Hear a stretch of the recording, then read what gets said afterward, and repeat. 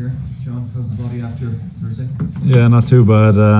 Obviously flew back, had a recovery session, and loosened the legs out this morning on the pitch. So raring to go again. How are you finding life under Stephen? Is there much of a difference from previous management? Yeah, it's been good. Obviously a short space of time to try and get the ideas across to the players, but the manager, Keith Andrews and Damien Duff have been brilliant, and we've had some really good sessions, and I think kind of saw the start of what we're trying to implement on Thursday night. Yeah, how do you think it went? I think there's a lot of positives to take from it. Obviously going out there, we wanted to win the game, gave away a sloppy goal, but I think we showed good character, and Big Duffy took us out a draw in the end, and I think the overall performance was quite good when you look back at it. Yeah, what did you make of the goal? What exactly happened there between yourself and Shane? The striker got in between us and he put the ball in the back of the net, but yeah, that shouldn't happen. We're experienced enough to know that we need to be narrower there. The two of us need to be tighter, and we spoke about it straight after. We don't like conceding goals, and hopefully we can put that to bed and get tighter.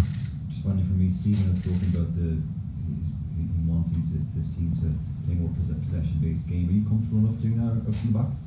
Yeah, the way the manager wants to play is really good. I think all the lads have really bought into it, and you can see in training the confidence that he gives to lads and the confidence that the lads take from it.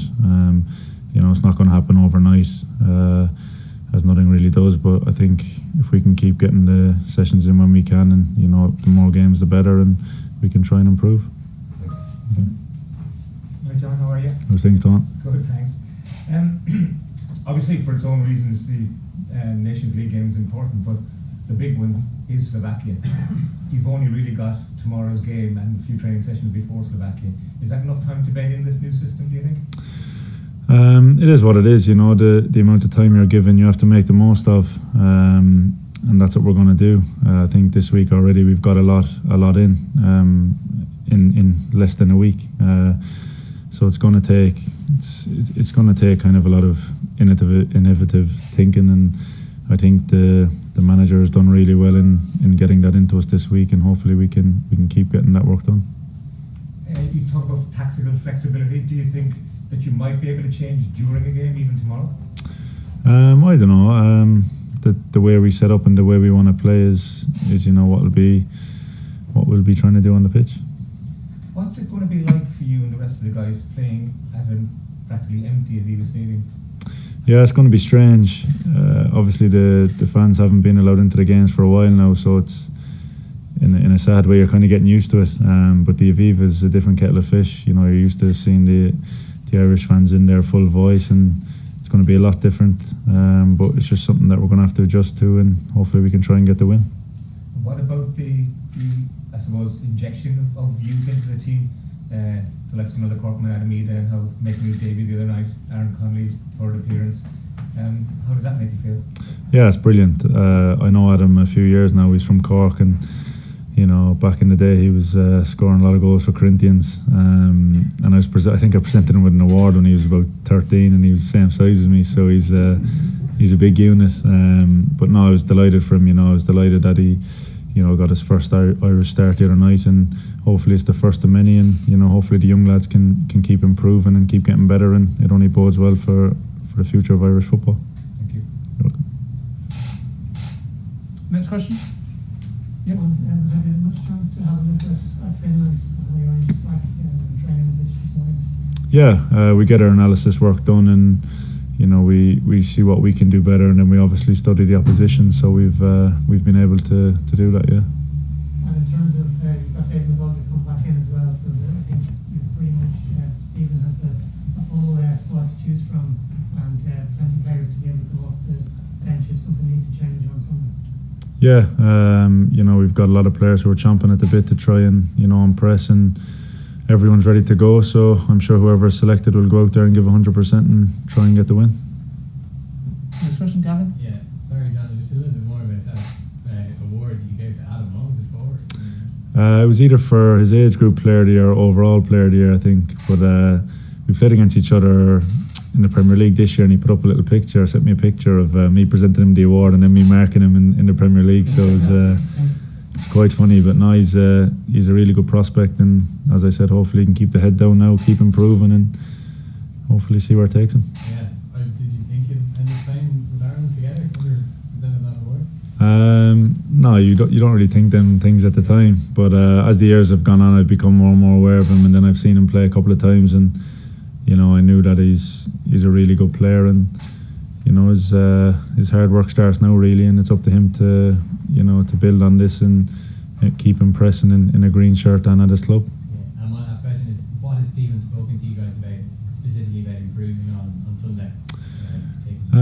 Everything really. We had a look at the Bulgaria game, and there's some positives and some negatives, and it's about building on the positives and turning the negatives into positives really. And I think there's definitely a lot of encouraging signs from the first game, and hopefully we can build on that now tomorrow. Cheers. No worries. Next question, Liz? Yeah, so Grania from Sky Sports. Did you give him any tips actually when he was a 13-year-old? Any advice? No, I didn't. Thank God, because now if I'm marking him, he'll know what to do. But he's a good lad. Stay with the Hillbilly. Yeah, stay out of town. Just as was about fatigue as well. There's been very little pre-season of any for most of the players. You have 2 games in 3 days. Has that been a factor, or what's your thoughts on that? Yeah, it's a bit strange actually meeting up in pre-season. Some people started a few weeks ago, some people only started a week ago, so it's it's a really strange time to meet up and have games. But I think once you're here, you're just kind of into the swing of it. Everyone's training the same, and everyone's getting through the games. So I think it's kind of good in a way to come away and train hard with the lads. John Egan, you've spoken before that you're equally comfortable playing in a back 4 or back 3, back 4, whatever you want. And I'm sure all the players are Enda, the likes of Enda and Shane, all very comfortable in either way. Has there been any talk of working on training on any sort of options moving from a back 4 to a back 3, or is that all? Well, we obviously played 4-3-3 the other night. So I'm not going to give too much away about tactics for games and stuff, but I'm sure there's a lot of systems we can play. But we were working on 4-3-3 during the week before the Bulgaria game. And we're going to be working for the Finland game now, but I won't be giving too much away. Yeah, no, I wasn't expecting that. But could you give a bit of insight into it, just in terms of when you are playing in that 3?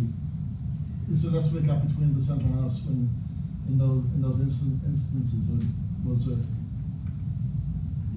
In the back 2, is it just up to the centre halves to have better communication in terms of keeping that gap a bit more narrow? I think it depends how you play a back 3. We played at Sheffield United a lot different to a lot of other teams.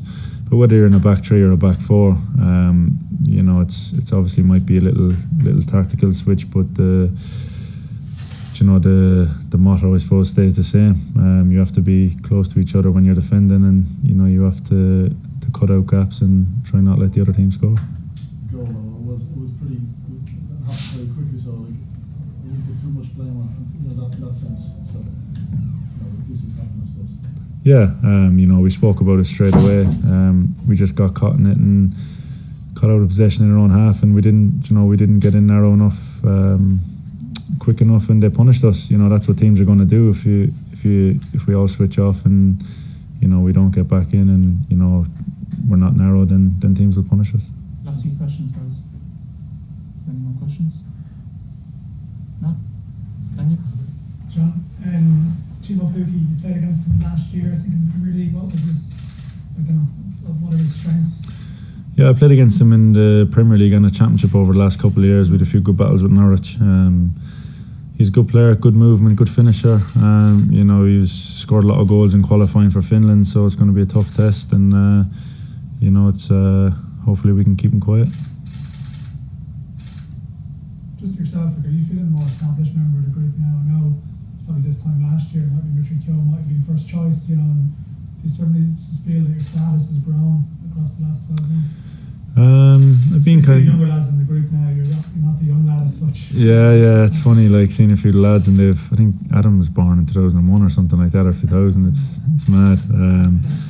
But no, I'm still only 27 myself, so I'm not too old yet. But Yeah, I've been in a lot of squads. Obviously, I haven't played a lot of games, but I've been in a lot of squads. So it's up to me now to try and get in the team, stay in the team, perform well for Ireland. Thanks, guys.